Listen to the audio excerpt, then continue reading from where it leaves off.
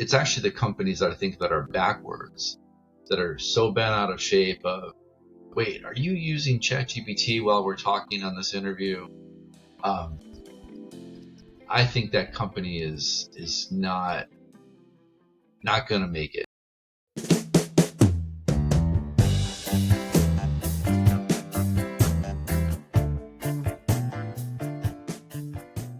AI is producing code faster than the teams can review it. Junior hiring is slowing down everywhere, and the teams are generating more output, but less confidence in what they're actually shipping. And these are not separate problems. They are the same problem. You see, the cost of generating code has collapsed, but the cost of catching what AI got wrong, that cost has not moved. It has gone up because that work requires exactly the kind of experience that takes years to build, and you cannot shortcut it. Brian Samson, 100 placements a year across Latin America, sees what companies are actually asking for right now. And it is worth paying attention to. Here is what his pipeline telling him. So what AI could do, I mean, this just gets more sophisticated every day. I talked to a bunch of CTOs a few months ago. What do they think? How's this changing their engineering team? Not at all. They're still hiring aggressively because they didn't think the AI code was good enough. And it still required a lot of QA, a lot of connecting the plumbing, and the larger your code base, the more potential issues there are trying to insert pieces of AI code and crossing your fingers and hoping it works. And then you've got hallucinations and AI saying, hey, it's perfect code. No, it's not perfect code. And, there's all sorts of errors. So the CTOs Brian talks to, they are still hiring, still building. You know why? Because they have discovered what productivity numbers don't show. A Workday study from 2026 found that while AI saves developers time up to 7 hours a week, nearly 40% of those savings are being lost to rework. Fixing what AI got wrong, verifying what looked right but wasn't, and the people who can do that validation, they are now the scariest thing in the market. AI specialists are already commanding 15 to 25% above the market average, and the gap is widening. Brian sees this directly in his pipeline, and here is what he told me. No one is coming to my company. We do about 100 technical placements a year. Nobody's coming to my company looking for junior software developers. They're coming to my company for senior engineers, right? And you put it really perfectly of a senior developer just has a lot of experience. They've seen things. They understand stuff. They understand things in context. They know the product better. They know how the users will interact with it. They're proactively thinking about bugs that will come up and the QA. So finding senior talent has never mattered more, but the way companies go looking for it is starting to break down. But wow, the way that, I think there's two things. We are seeing a lot more bots, and thankfully this hasn't hit Latin America that hard.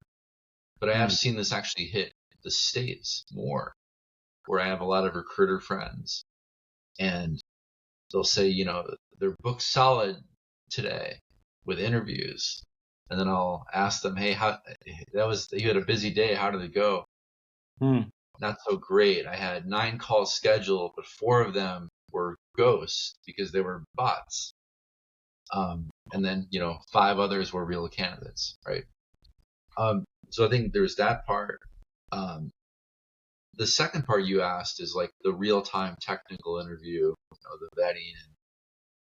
Now, I think the more sophisticated companies recognize that they want you to use AI, right? So it's kind of the adage of, I really like when companies did either take-home test or they would do like a peer programming interview.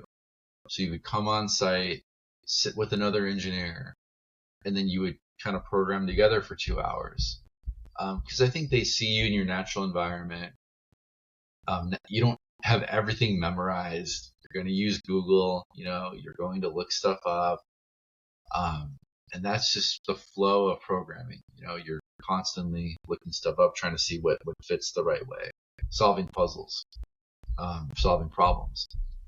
So in this day and age, why would you not want your engineers to have access to AI? So I think the sophisticated companies are totally fine with that, because they recognize this engineer should be using AI. They should know about it.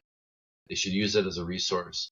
But again, to your macro point, which I think is perfectly said, is they need to know when AI is wrong, and they need to be able to interpret it and use all the context from their past to understand it.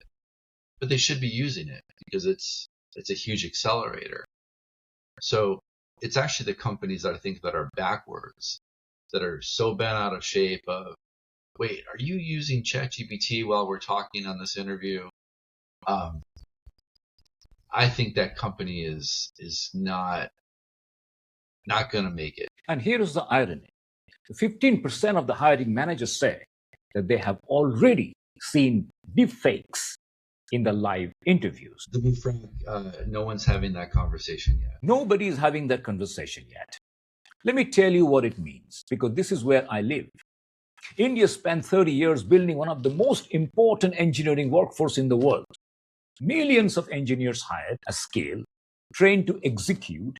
It created careers, built capability, and put India on the global map. Now, this model still matters, but it is now being reshaped by AI, automation, and changing the client expectations. India's challenge is not capability, it's adaptation at speed.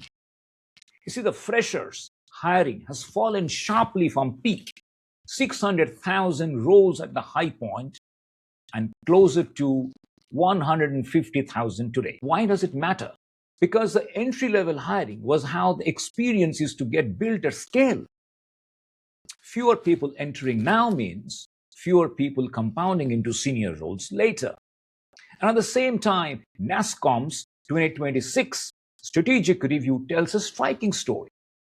Indian IT industry grew revenue over 6%, crossing $315 billion, but its workforce grew just over 2%.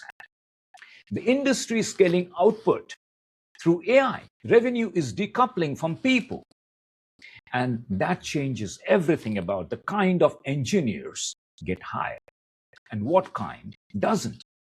So the work is changing fast, but the pipeline feeding is tightening. And it is not the story of collapse, it's a story of transition.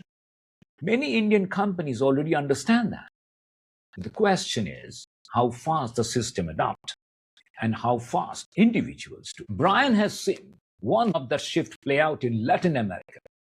And the signal he's watching most closely right now is where the next wave of billion-dollar companies are hiring their first engineers. What's happening today is these Y Combinator companies, they're hiring their first couple engineers after the founders in Latin America. And that's wild. This is a new thing.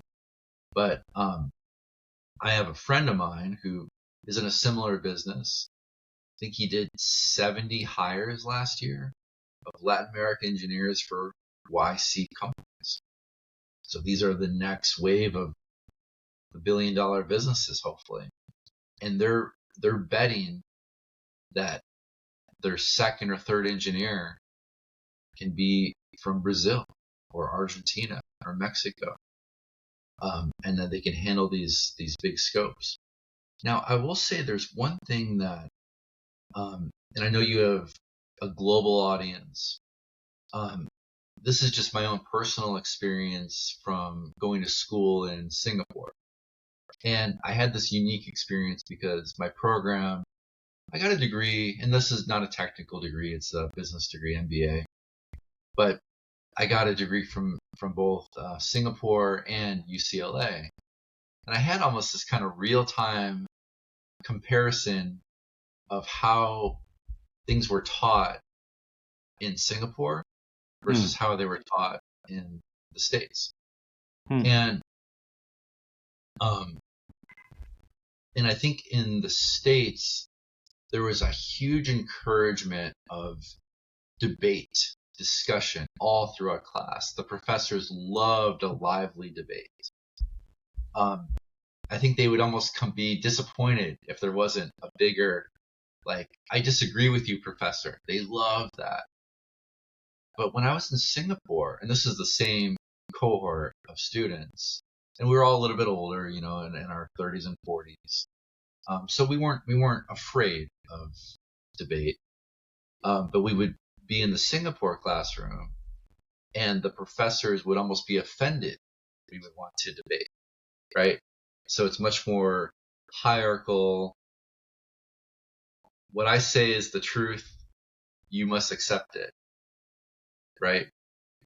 So that means that this is a generalization, not applied to everything, in my point of view. But I think Latin America is much more flat and open to debate between management and engineer, management and technical staff. In my personal experience with Asia, it feels more hierarchical, like there's more layers in the middle. You might not challenge, you might disagree, but you certainly won't tell your boss you disagree, and it won't go all the way up to the top. And I think that's what these early stage companies are seeking out, are people that will challenge them, push back on the tech stack, disagree. I think this is a terrible decision. Here's why. Here's another recommendation. Latin America is pretty comfortable doing that. What the best companies are now hiring externally is exactly what the engineers need to build internally. And Brian's answer is specific. It is for the mid-level engineers who still has the time to move. So the one thing that you want to do as you move from execution to innovation is, how do I use AI? How do I understand modern frameworks? But more importantly, it's that cultural stuff we talked about. How do I take responsibility for the full stack of my work? How do I become a designer, architect, product manager, and coder, like a full stack unit? And I think even Microsoft is talking about it this way. You've got to, be able to do all of these four things, where before you would have your own UI UX designer, a front-end person, a back-end person, a QA person, a product person. How can I do all these things? Not perfectly, but at a reasonable competence level. That is going to set you up to be a real force at a smaller company. And there's going to be a huge amount of need for people in small companies. That is Brian's answer. Become the full stack unit. That's what he's pointing to. Own the arc of your work, not just the execution part of it. The contracts have already changed. The skills being rewarded are also changing with them. And the edge is not just getting good at AI tools. It is being the person who knows when AI got it wrong, who owns the outcome, not just the output. And that window is open right now, but it will not stay open indefinitely. I'm Subrata Kar. If this sparks something, drop a comment. I read them all. This is the Spark on the Forge podcast. If these made you think, pass it on to one engineers who need to hear it. You will find us on the YouTube, Spotify, and Apple podcast. Subscribe wherever you follow the show. Thanks for listening, and bye for now.